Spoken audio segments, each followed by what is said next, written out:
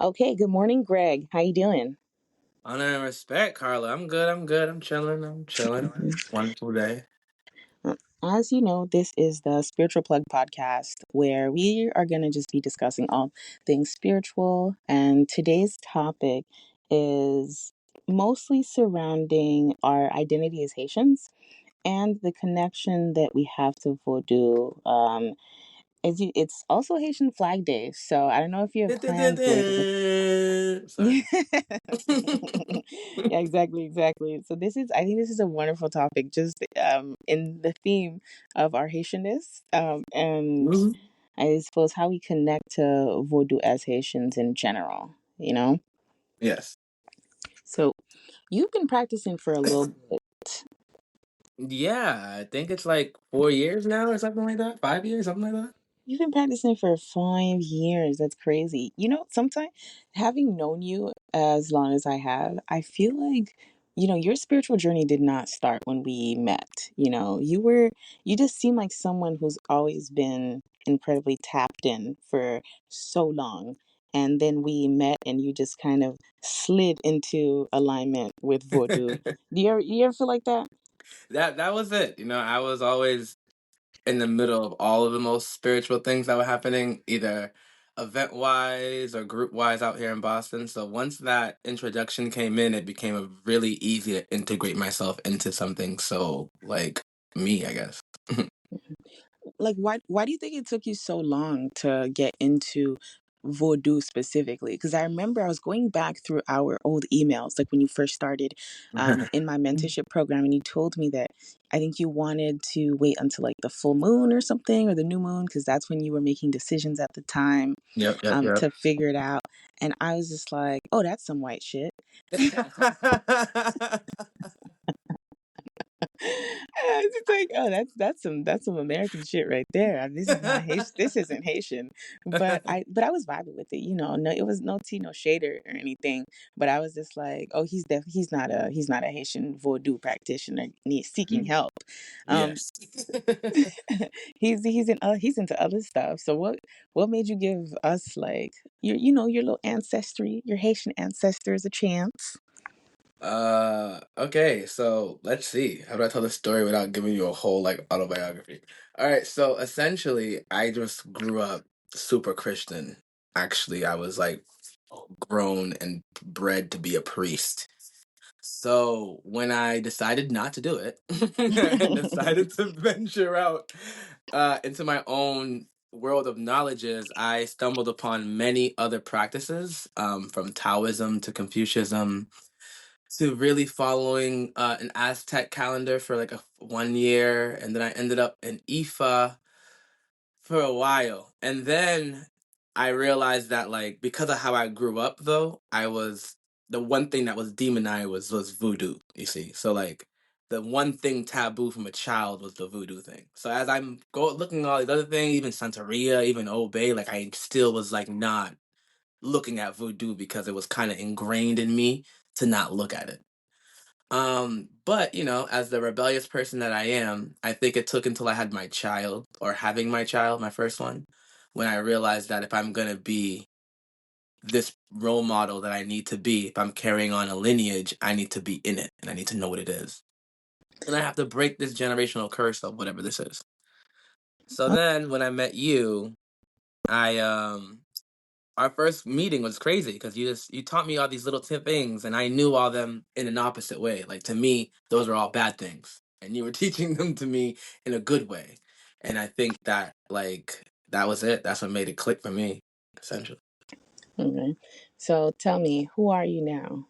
And do you, how do you connect to the wider spiritual community and serve the, like, what is your, I don't want to say ministry, but That's no how problem. is it that you show up in the world for your community?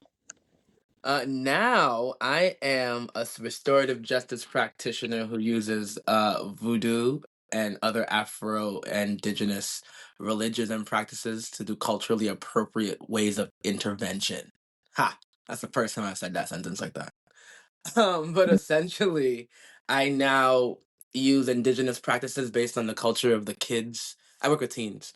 and usually use the culture that they're in to help better integrate them through their or guide them through their traumatic experiences to help them reintegrate into schools or reintegrate into the community. Okay, okay.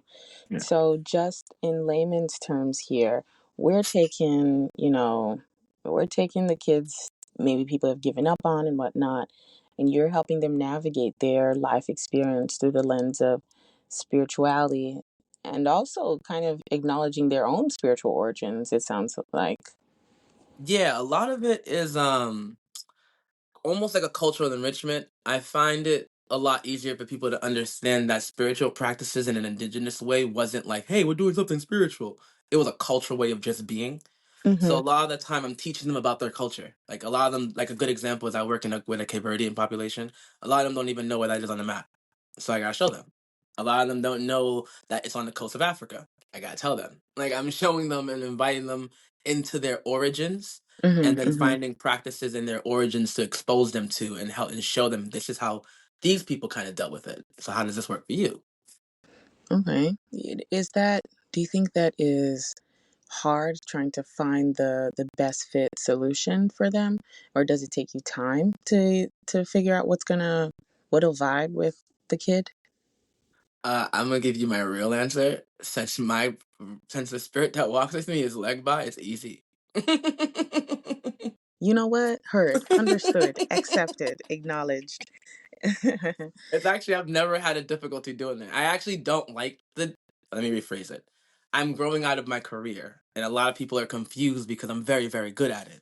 But just Hmm. because I'm very good at it doesn't mean it's what I want to do. But it's a natural gift of mine from a child to be able to find the thing that you need and then reteach it to you in a way that you can understand it. Yes, yes.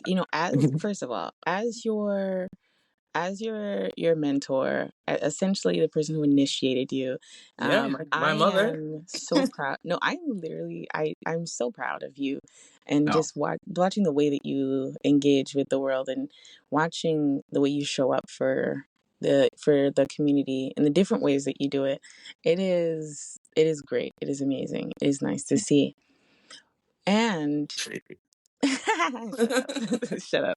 I But was kidding. no, it is great to see you guys grow. My mentees, though, with there's something that I really liked about how you said, because we know Liba has been one of your day ones. My God, Yeah. and the way that you explain that, I think it's good to dive into it a little bit deeper, because Papa Legba is a spirit that, at least within Haitian Vodou, when he walks closely with people, I've noticed in my time of mentoring and just being in the community for so long in my life, that these people typically act as like connection points for others. Like I knew a guy back in the day. Legba was like his met death, bro. Legba was his guy, like it really, really was. And it was so funny because sometimes he would kind of dream walk, like people would just be like, oh my God, so and so, let's call him Paul. They'd be like Paul, I had a dream about you. I was struggling with something, and then you came into my dreams, and this and the third happened. Then Paul would be like, oh my God, last night I did have a dream that I was fighting, and I had no idea where it came from. And Paul was the kind of guy that you wanted with you in ceremonies, because he really had his finger on the pulse of the shifting energy of the space. And people who walk closely with the Papa Ligba, the gatekeeper of Haitian Vodou, they have a way of helping others in transition to their spirituality, or needing help with their spirituality, or even like transforming themselves through their spiritual practice. And something else I've noticed is that sometimes they don't get mounted as often as others. Like I've noticed that a lot of people who walk very, very closely with Ligba, it's to the and play this role that I'm talking about. It's almost like the Loa will work through them unmounted. They'll just like be involved. They're just like they'll just. It's like they always have one foot in the spiritual door. Yeah, across the spiritual threshold, I should say. No, that is the best way that I explain it to people. I call it the great synergizer. I'm like, I have this great spirit that walks with me that allows me to synergize almost anything because it is the great synergizer itself, I guess. Mm. That's I for in Haitian voodoo. This is Papa Legba itself. This is Yeah. Papa Legba. He's the gatekeeper to spirituality as a whole. He is the access point. He's the Prometheus. All right now. With Yes. yes, he hands over the fire, and we get access to the the the work of the gods, essentially, for sure. And it's a shame that more people don't understand how best to utilize him. God, if I am all right when I see people you trying to use him for road opener stuff, because technically any law could do it, but I'm I'm just like, done. it's such a waste. I know. I'm just like, they just be like, oh, I need this like job or something. I was like, why are you calling Ligba?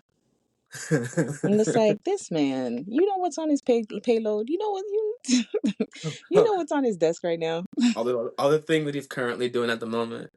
That's what I'm saying. That's what I'm saying. Okay. And um, if you think about it, like just kind of tapping into this like Ligba energy, this Ligba vibe here that we got going on.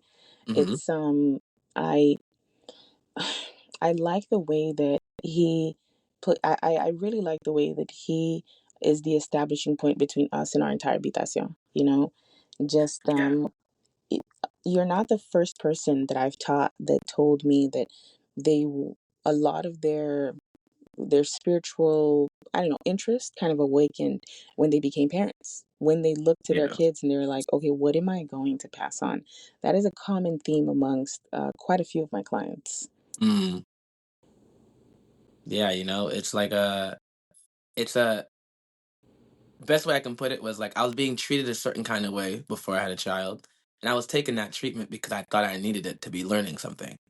And as soon as my wife got pregnant, something in me was like, "Would you be okay if your child ever saw you being treated that way?" And I was like, "Huh." There's something about having a child that makes you rethink and relive what you're doing in life at that moment. Mhm.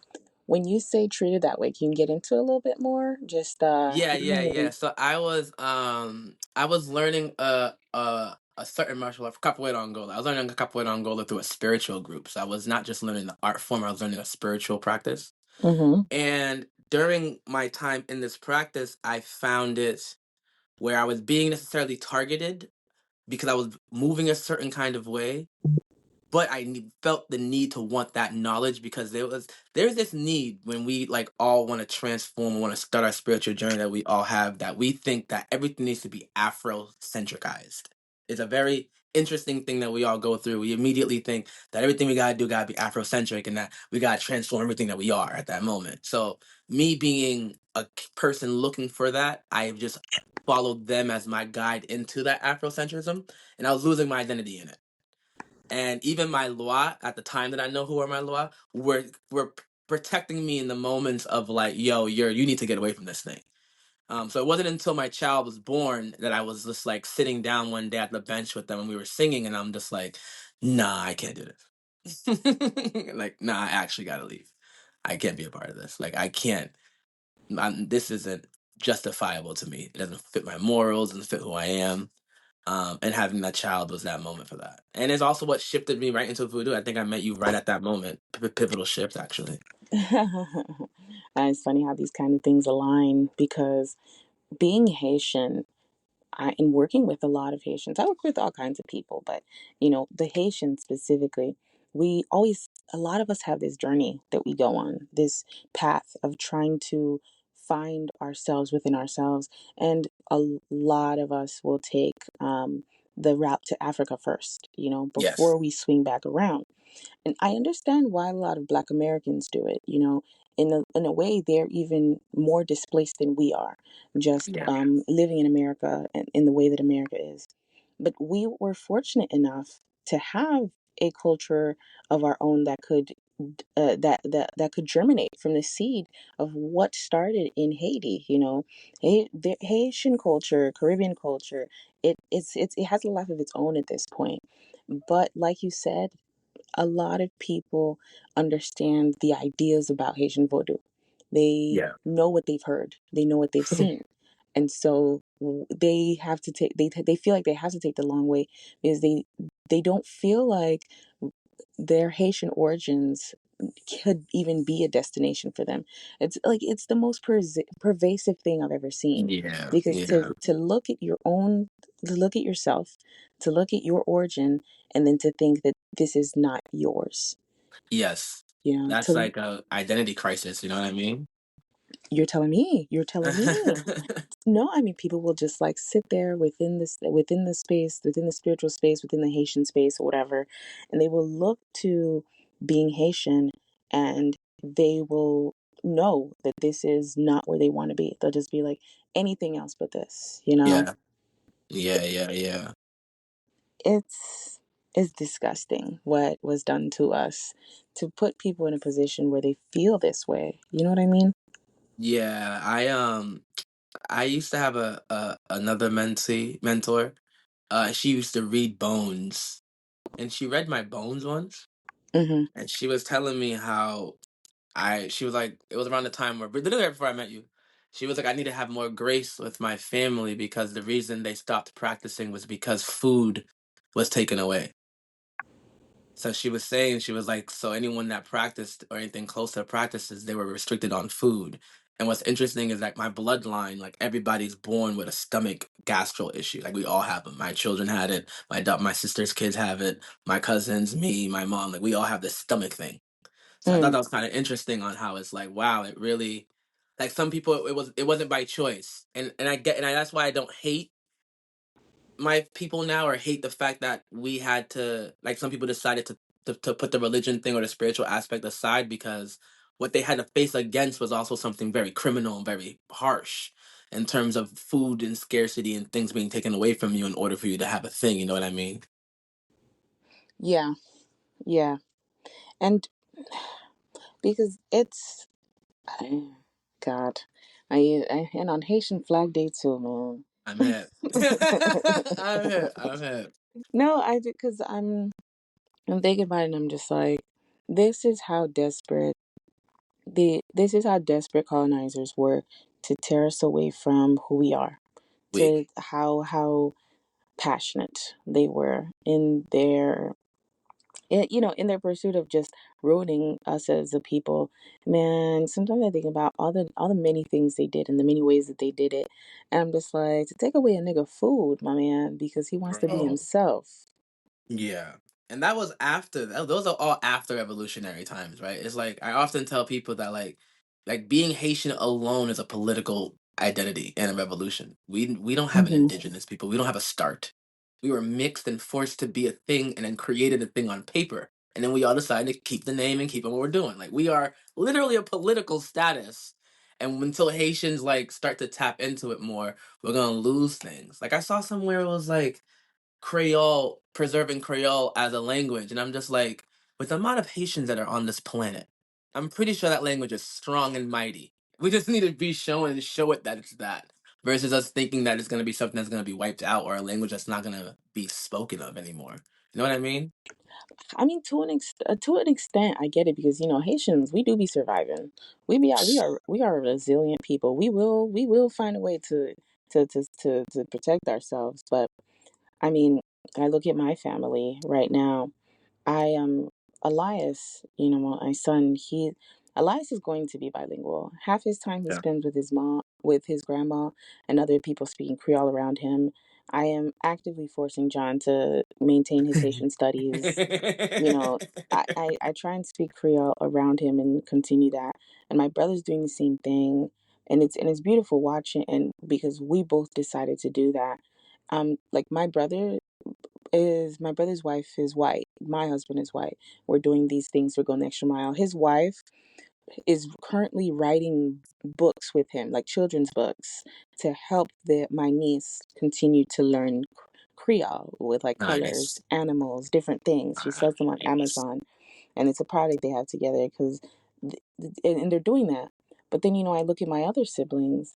My other brother has two kids, and very, very, very disinterested in their cultural identity. You know, Mm. one, my older sister also has three girls. Since they moved away, I don't think she even speaks Creole around them. Oh. I don't think she even practices her Creole. When I hear her speak Creole, I'm just like, it sounds very much um, uh, a Haitian American. It is. It's a Yeah, little Franglish. me Mm-hmm. sometimes until I spend like 2 days in Florida and I get it all back. But yeah. Mm-hmm. At least because you start thinking in English, and then you start existing in English, and you don't make space for Creole anymore. And Vodou can survive. I mean, not Vodou, but well, yes, Vodou, but also, Creole can survive. But Yeah, how much work are we doing to preserve it? Because our just own. like Yeah. Vodou, for quite some time, things were on the decline because people were hiding so much of it. They Yeah. they they were so busy protecting themselves from the social ramifications of being Vodou practitioners, that Yeah. there are pockets of Vodou that remain undiscovered, because we weren't sharing it. Like, social media has exploded people's exposure to Vodou, and yet there's still so much that they Yes. don't know. Yeah. Yeah, yeah, yeah. Both on both ends. I feel that. I feel that. hmm I do like the the development that I've seen spiritually, because when I was younger, I I was practicing in like high school back, and I remember I was about to go through like one of my ceremonies. I think I was 15 or 16 years old. It was like a Wow. major ceremony for me. And I told my friends that I was not going to be in school for like that Friday because I had something going on. I had a ceremony. I just did it like that. And they're like, "Oh, what kind of ceremony? Tell us more." And I was like, "Oh, you know, you know." And then they're just like, Yeah. what does it do? Like, are you gonna be okay? I'm just like, yeah, I'll be fine. It's the family thing. Sure. Yeah, I was like, so I just like did not put more. I didn't really put all that much, detail into it. But because that's how it was. My mom was adamant that I would, if I was too open about voodoo, that it would be bad. Like Yeah. something bad was gonna happen, you Yeah. know? She made it known. She was just like, Carla, you do not want to do this, and the third, because No. you are going to leave yourself exposed, and it's just not worth it. Yeah, yeah, yeah. Uh, I feel it though, because at the same time, it's a constant persecution. It's something that's consistently persecuted. I tell people that often. Yeah, I tell people that often. People are now starting their spiritual journeys with this understanding that they're gonna become some super being or join a community of super beings. And I'm like, no, it's just constant persecution and helping people. That's about it. There's nothing else. If you don't want that, you gotta sign up something else maybe. But that's pretty much all that we do. I could definitely see that. I there is it, and a lot of the current stories and everything go back to a lot of the current stories go back to how we gained our independence, the Bwakaima ceremony. Me. It goes back to the origin story of Haiti, well, in its current form, and how we've made our sacrifice, and it was the spirits of our people that helped free us from the colonizers. It's like, and I'll hear people want to come in because of that. They'll tell me like, hey, if voodoo is so powerful that it did all this and whatnot, I want to have access to that power and stuff. And Mm. that immediately tells me where somebody's mind is at. Yeah. You know, immediately tells me, Yeah. because it immediately tells me like, I want to have access to something like that. And there are a lot of people who are marginalized, who are not quite healed from their personal trauma, who don't know where Yeah. they're going and stuff, who hear stories like that and just like, oh, this is the kind of identity I want to be attached to. This story of victory, this story of rebellion, this story of success.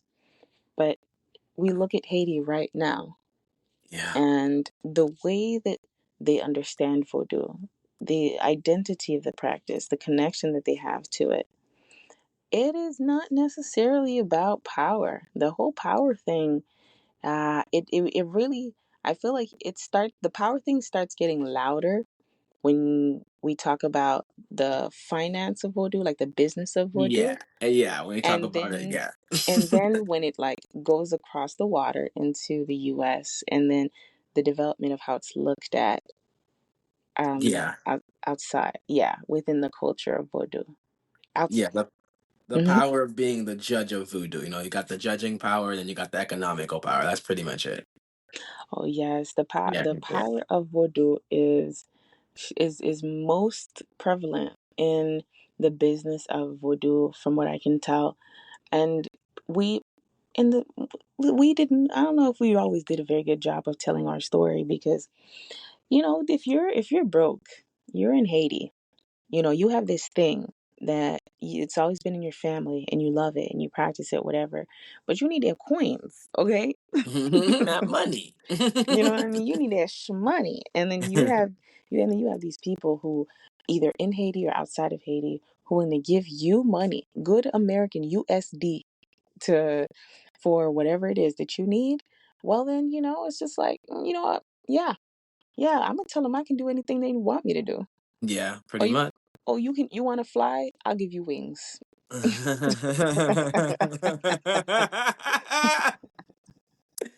Oh, funny. Yeah. And then I'll even see it, like when you talk to like Haitians, traditional Haitian practitioners, I will see that they will like limit some of what they teach to non-Haitians.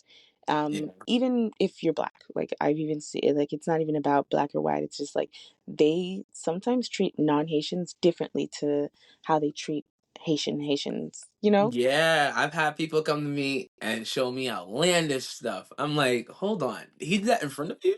I was like, okay, that's very interesting. How much money did you pay? Oh, that's crazy. That's crazy. But people like that, like you said, they when the money aspect gets involved and people don't know and they're not in the knowing, and then you're doing something for them, it's like, you can get them to do anything. It's just there's a psychology behind a lot of it. Oh yes. Oh yes. One thing Haitians are good at, it's the psychology behind it. Natural psychologists, to be quite honest. Um, but on terms of the Haitian flag thing, I'm happy we're talking about Haitian flag. So I would like to talk about the flag colors, and often people don't know what I mean when I say, "Hey, Haitians were created and now we're a political status." So like when the first flag was being invented and created, the concept behind the flag, each color represented something. Red, I bring this up because people don't often think of this, but the red color represented the blood of the Arawak Indians that died first.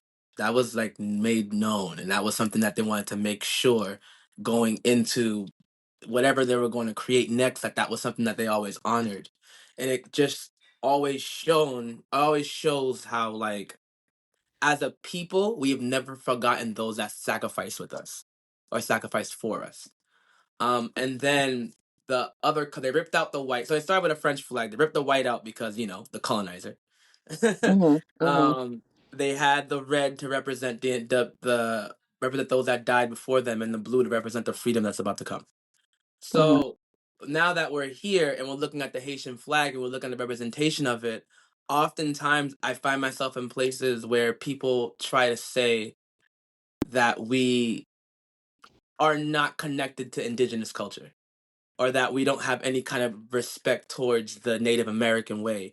And I'm just like, there's so much in voodoo that tells the story that we blended our spirituality with the natives here, that we still preserve in the voodoo culture. Like we preserve so much, and like I think one of them is the vivid, the kasav. What's the other? What's the opening of the way?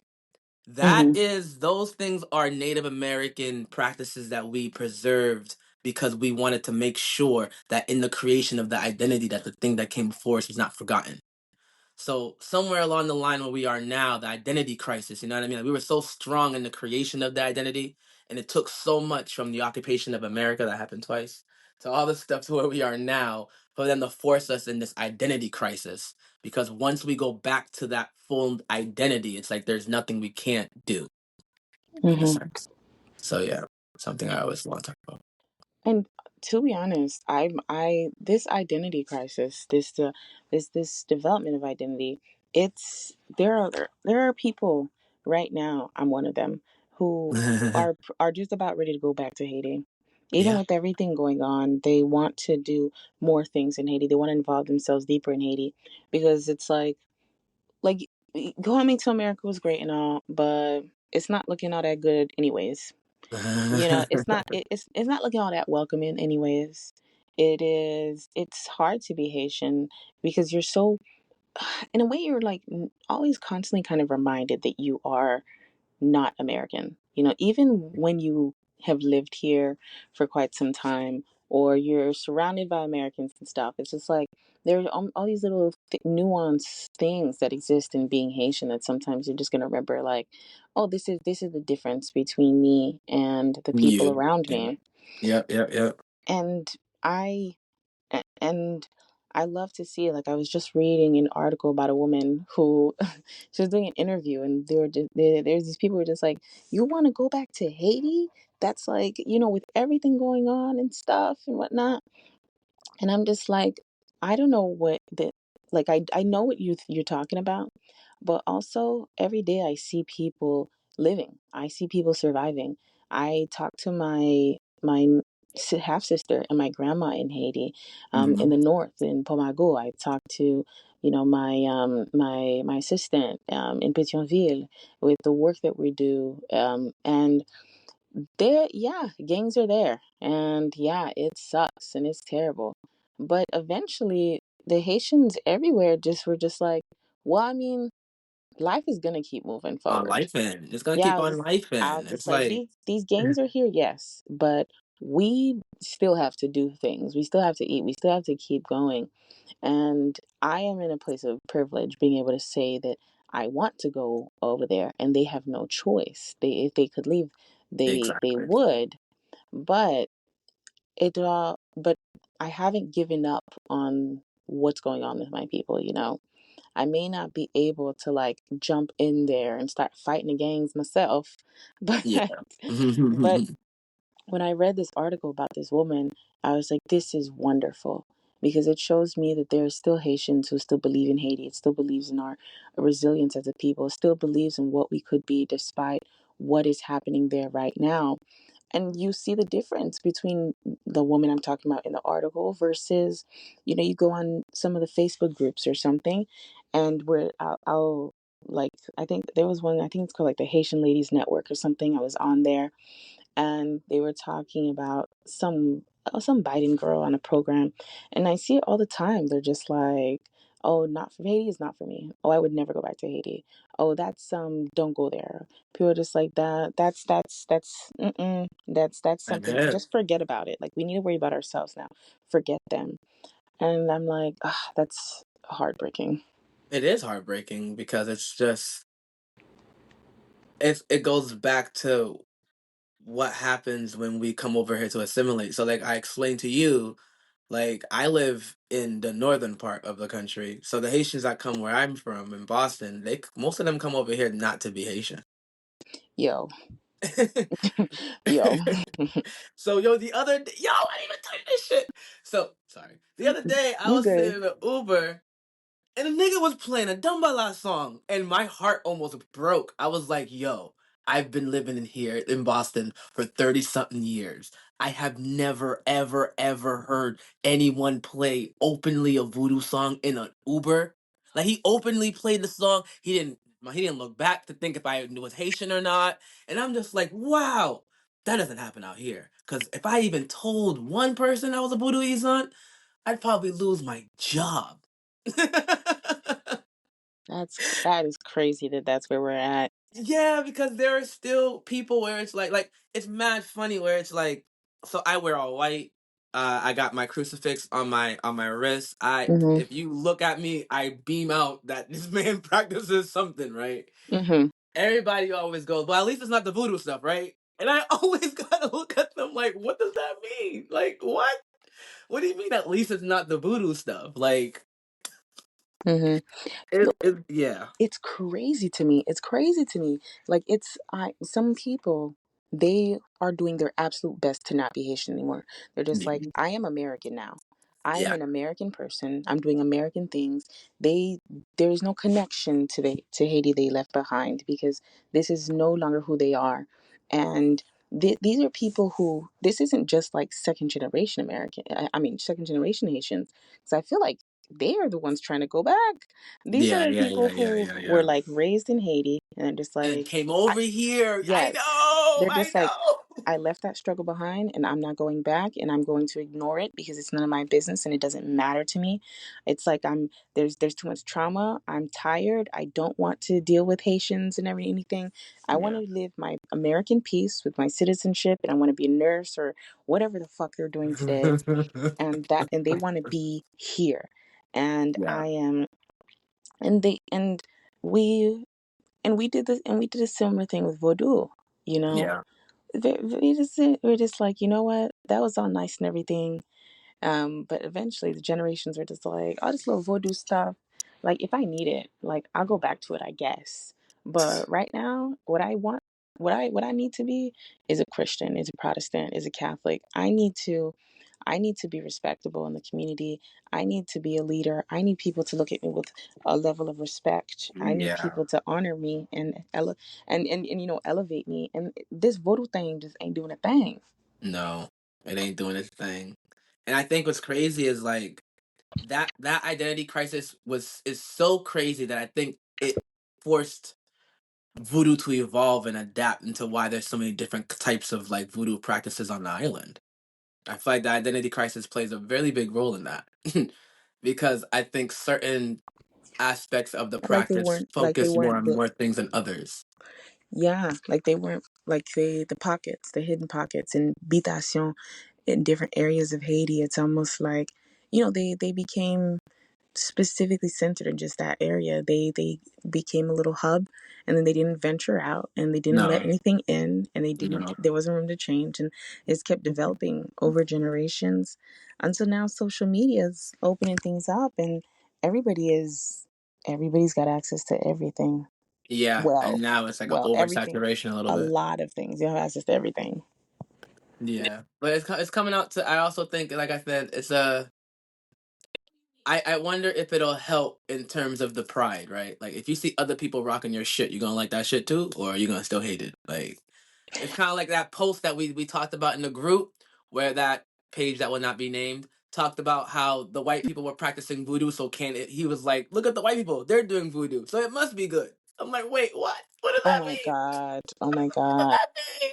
Yes, now that we have the white people's stamp of approval, we can now develop we cannot accept our practice because the white man gave us permission to love ourselves.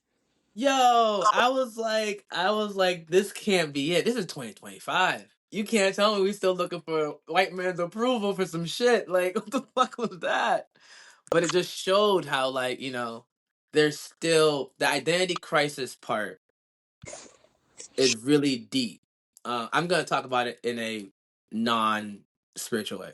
So when I used to read books, a really good book called Alex Cross by an author named James Peterson. I love the book. It's a great series about a detective. It's a great detective. You mean James Patterson? Thank you.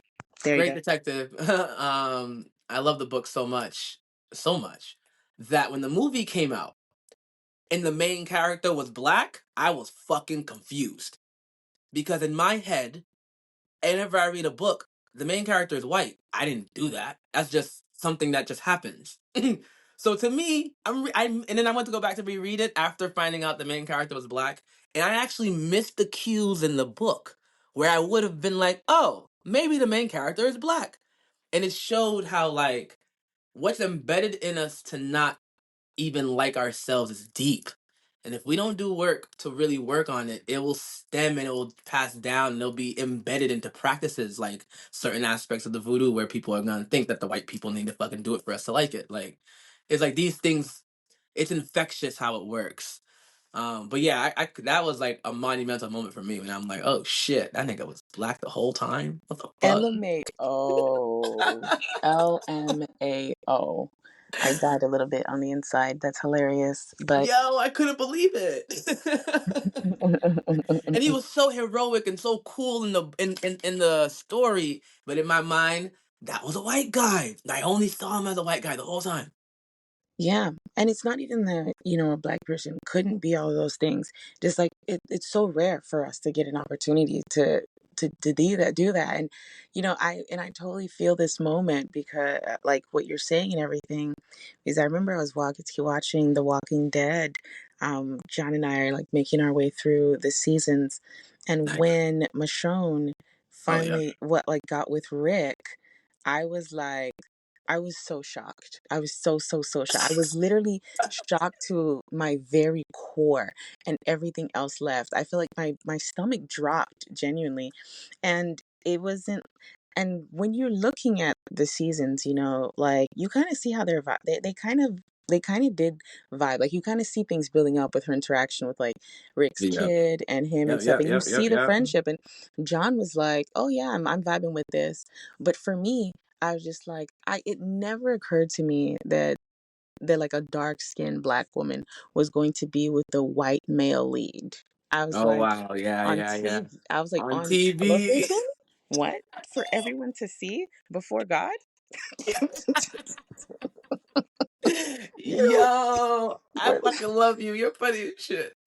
I was like, everyone can see this, right? Like, what? Because I was like, they just like, they, a lot of times we have to make our own spaces because there isn't enough for us in a lot of places we go as Haitians, as Vaudouisans, Yeah. as Black people in general. And so when I see moments like this where people are like, we're there, I'm just like, who did that? I was Did like, oh they my know God. they did that? I was like, wow, they just did that. And now and that just makes me like think to myself, well, okay, they're doing that. Well, what am I doing for myself? I'm hip. I'm like, where okay, this person doing this, so what are we doing? Like where Yeah. what we up to? Like what we got going on is and I'm and I feel like that's reflected a lot in the work that I'm doing right now. Like Yeah. met this girl Langlishmi a little like a year and a half ago or something, and we're kind of taking on the role of cultural curators. She does these events surrounding Vodou and Haitian culture and identity. Just last week, I think or the week before, she did something called an I Am Haitian Night. There were like some singers. There were singers. There was like a Haitian comedian. There were Haitian games and like just a celebration of Haitian culture. And she and have a series of like events that we're trying to put on in celebration of Vodou and just being Haitian in general. And uh, and so much of that in how I work and specifically trying to get goods from Haiti when I could have probably found similar stuff in China and just ordered it before the tariffs, or Hmm. when I could have done something at like I could have tried to go through Mexico or something, but I'm just like, no, it's harder to do it in Haiti, but I'm still going to try and do it in Haiti. Like Yeah. I'm gonna try and make sure Haitians get these jobs, Haitians get this money, to the best of my ability. A lot of that goes back to thinking about how I can still be of service to our community spiritually, culturally, in as many just personally in as many ways as possible. Like I feel like everything I do, I want it to live and breathe Haitian. I feel you though, and like I'm bad at it. Like I'm real bad at it. I told you, like I don't even do the American Mother's Day thing. Like Caleb will wake up in the morning. I'm like, nigga, I'll see you on the 25th. Like, like you don't gotta worry about this. I'm only gonna do all Haitian related things from now on. And I get that. I get that because I feel like our identity as a people is in crisis. Like where we are displaced everywhere we go. It's Yeah. like hard to find our tribe. People, so they're in many ways, there are people within our community telling us that we're not allowed to be ourselves. We're not allowed to take ownership of our practice, of our people, of our origin, of the love we have for ourselves. Yeah. And so now sometimes I just wake up and I'm just like, oh God, I need to be more Haitian today. I'll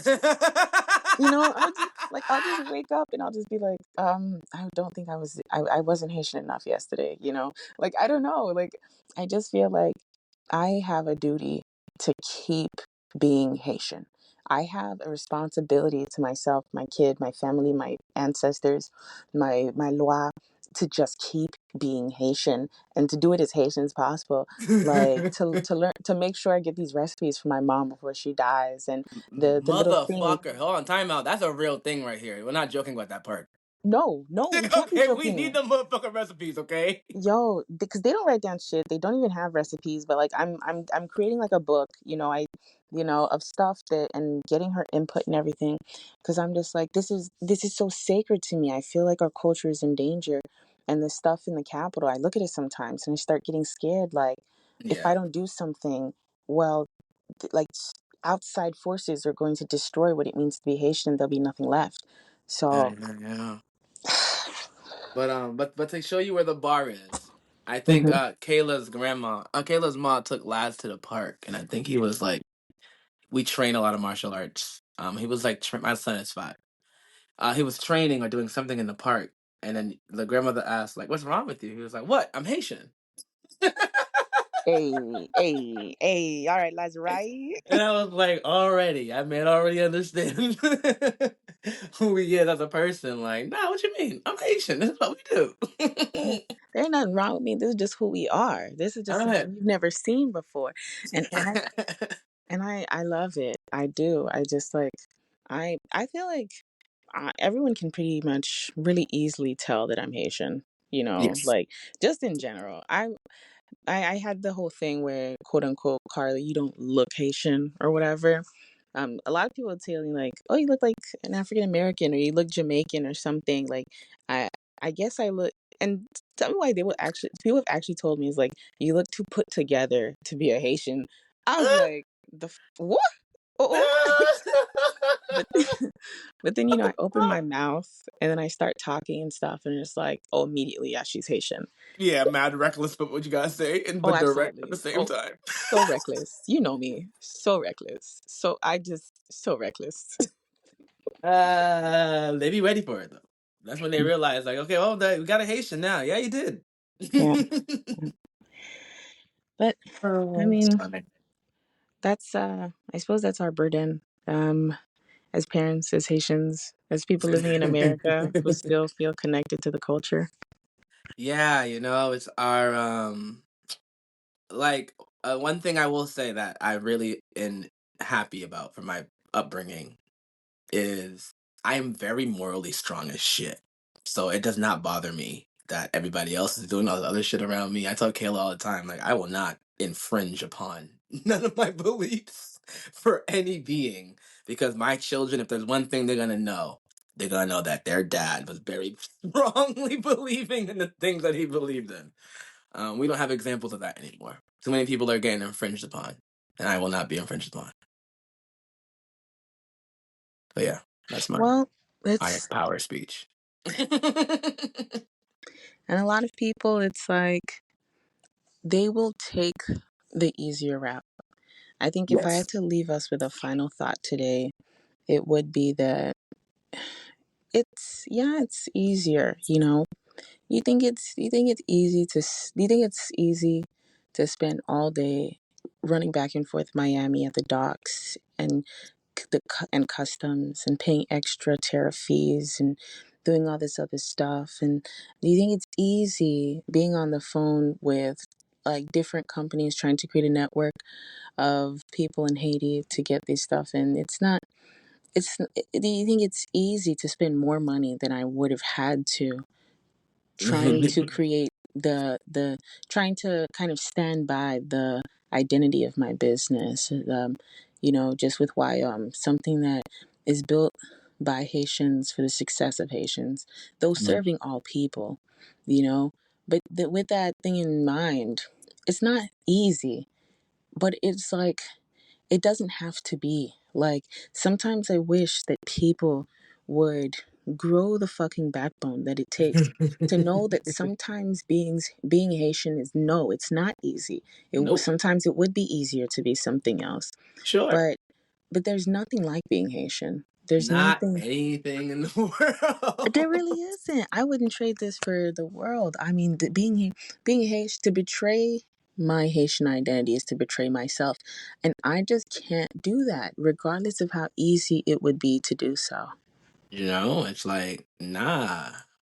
It's literally just not possible. It's not a choice, not a thing. And I think I feel you. And I really feel like their choice to deny, like how you deny that energy inside. Like how much every single day do you have to deny that fire that burns inside of yourself as a Haitian in order to not be Haitian? You know what I mean? And my thing is, don't you feel the fire? Don't you wake up in the morning and feel what I'm feeling, knowing that I am who I am?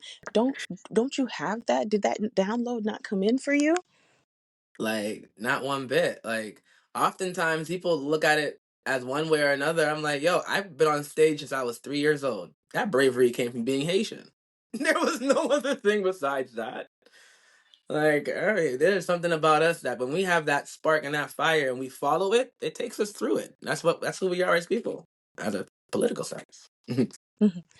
Well, on that note, thank you, my friend. This was a wonderful conversation. I loved it absolutely, and it was very well themed for the day.